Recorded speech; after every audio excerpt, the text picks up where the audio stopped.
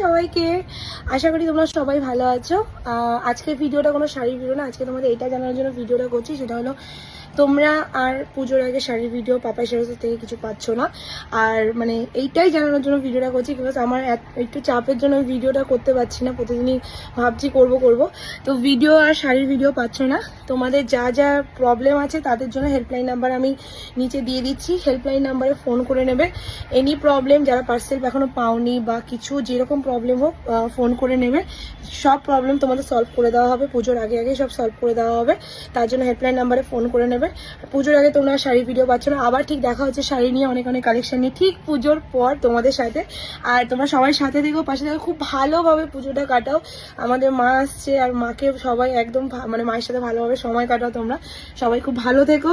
আর অবশ্যই অবশ্যই অবশ্যই আমার মানে প্রিয়া সেলসের শাড়ি পরে অবশ্যই রিভিউটা অন্তত আমাদের দিও। আমাদের